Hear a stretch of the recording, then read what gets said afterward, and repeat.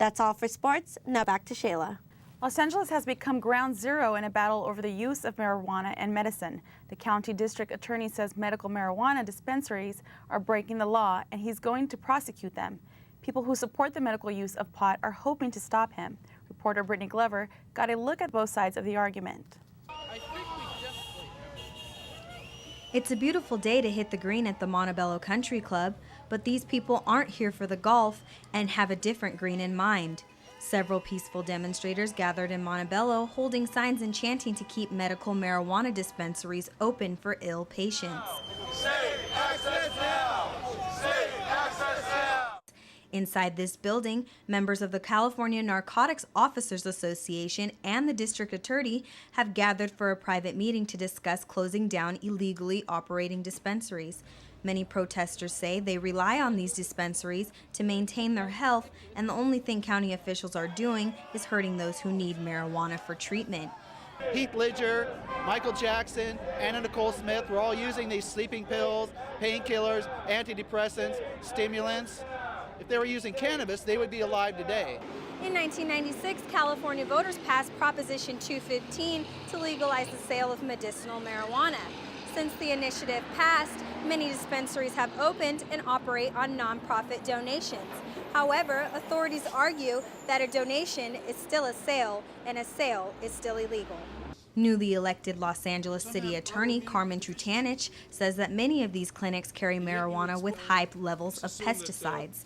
He demonstrated this by spraying a can of insecticide to prove that this is also a health issue. Now, would any of you eat a salad with that sprayed on it? If I took anybody in here smoke, give me your cigarette. Let me just spray a little Raid on it. Would you eat? Would you smoke it? There are nearly 800 medical marijuana dispensaries in Los Angeles County. LA County District Attorney Steve Cooley plans to prosecute all medical marijuana dispensaries for over-the-counter sales. So those individuals who are engaged in illegal activity know that they're in violation of law. They'll be on notice. They better know we're coming.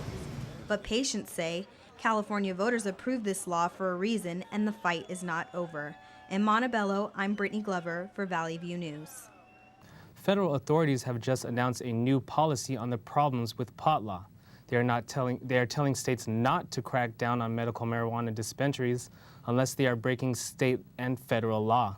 It says not to target dispensaries and patients complying with state law and to focus on criminal activity instead. The 25th annual AIDS Walk kicked off in West Hollywood.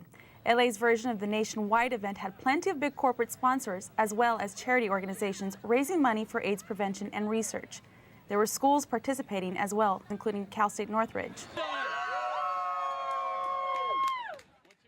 Volunteers donated money and then hit the road in a 6-mile-long walk through West Hollywood. The event was packed, including TV stars like Felicity Huffman from Desperate Housewives and George Takei from the Star Trek series. The event raised more than $3 million. Coming up after the break, find out why some people complained about Madonna. Also, one of CSUN's own gets her documentary into the LA Femme Film Festival. And now, Jilly Leon has the latest in entertainment news, including a look at the box office and Garth Brooks' return.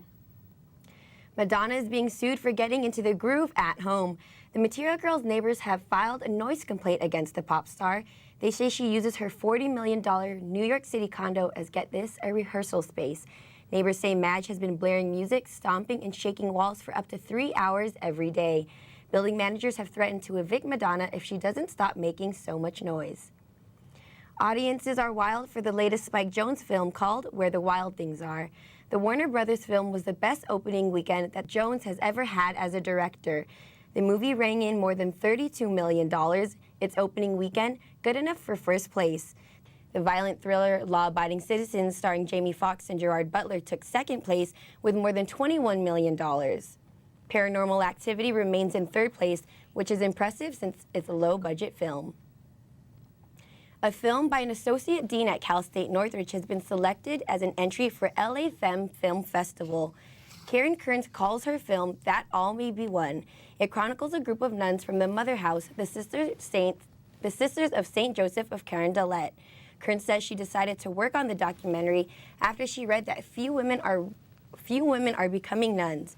The documentary took 3 years to film, and the final editing was done in 2007. It's time to get your cowboy boots on. Garth Brooks is stepping out of his 9-year retirement into Sin City. The country music sensation will be headlining a 5-year weekend gig at Wynn Encore starting December 11th. Why just the weekends? Well, Brooks says he still wants to make time for his family during the week. And thanks to his friends in not-so-low places like Steve Wynn, he'll get the schedule he wants. The billionaire CEO gave Brooks his own private jet so he can fly to and from his Oklahoma home. Brooks' wife and country music star Trisha Yearwood says she'll make a few onstage appearances with her husband. Brooks has sold over 150 million albums around the world. That makes him the best-selling solo artist of all time. Lamar Odom and Khloe Kardashian can finally continue their marriage in peace. Their prenup has been finalized. The agreement says that Kardashian will be paid an unknown amount for every year that the lovebirds are married. Odom just signed a $33 million contract with the LA Lakers. The prenup says Kardashian can't touch any of that, even if they get a divorce. How's that for happily ever after? Rock group Def Leppard is canceling the last part of its U.S. tour. The band says it's doing so because of unforeseen personal matters. The group was supposed to play 23 dates across the country. Def Leppard says they want fans to know they don't take canceling their shows lightly and are blessed to have such amazing fans. Organizers say they are working to arrange refunds for people who've already bought tickets. Jon Gosselin is making headlines again, but this time around it's not for his bitter divorce or crazy nightlife. TLC is suing the Jon and Kate Plus 8 star for a breach of contract. Reports say Gosselin violated his contract by appearing on TV without the cable network's permission.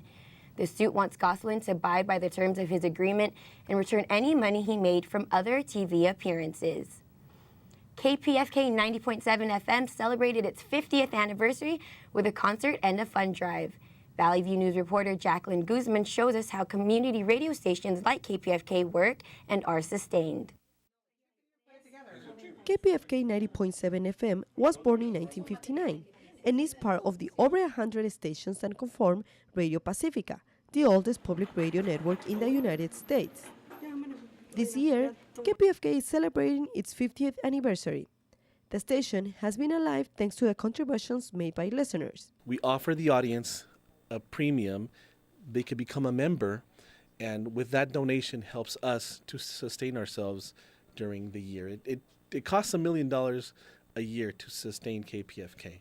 The station is run mainly by volunteers who like to learn the many ways of informing people in an accurate manner and free of restrictions.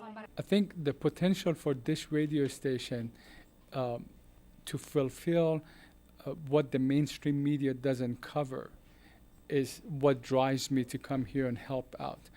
The programming at the station covers a variety of subjects, but all of them are made to inform and entertain the audience. It's mostly progressive, left-leaning politic radio, but we do have other things. We have music and science and technology. We have different kinds of programming on the air.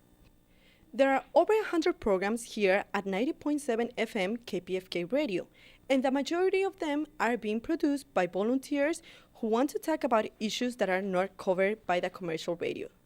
Reporting for Valley View News, I am Jacqueline Guzman. For Jill De Leon and Gil Moscoso, I'm Shayla Selva. And I'm Joseph Prado. Have a great evening.